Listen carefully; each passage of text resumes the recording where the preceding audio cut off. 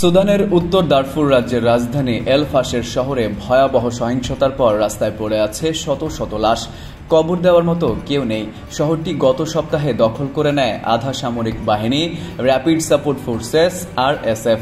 এ সময় তারা কমপক্ষে 1500 মানুষকে হত্যা করে। শুধু একটি হাসপাতালে নিহত হয় প্রায় 460 জন।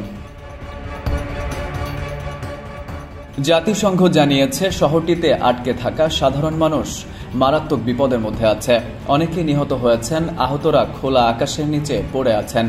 শহর থেকে প্রায় 36,000 মানুষ 70 কিলোমিটার দূরের তাভিলা শহরে পালিয়ে গেছেন, যেখানে ইতোমধ্যে 6,50,000-এর বেশি বাস্তুচ্যুত মানুষ আশ্রয় নিয়েছে।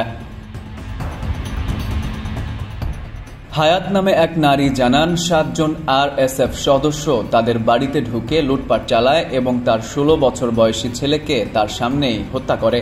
আর একজন বেঁচে যাওয়া ব্যক্তি হুসেইন বলেন, এল ফাশেরের পরিস্থিতি ভয়াবহ। মৃতদেহগুলো রাস্তায় পড়ে আছে, তাদের কবর দেওয়ার মতো কেউ নেই। সুদান বিশেষজ্ঞ শায়না লুইস বলেন, দারফুরে এ হত্যাযজ্ঞ অত্যন্ত মর্মান্তিক। আমরা 1 বছরেরও বেশি সময় ধরে আন্তর্জাতিক সম্প্রদায়কে এই গণহত্যার ঝুঁকি সম্পর্কে সতর্ক করেছিলাম, কিন্তু তেমন সাড়া পাওয়া যায়নি।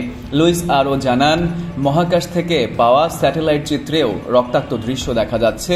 বিশাল এলাকায় লালচে রঙে ঢেকে আছে মাটি এবং মৃতদেহের মতো ছায়া ফুটে উঠেছে। সহিংসতায় জর্জরিত এল ফাশের শহরে এখনও খাদ্য, পানি ও ওষুধের চরম সংকট।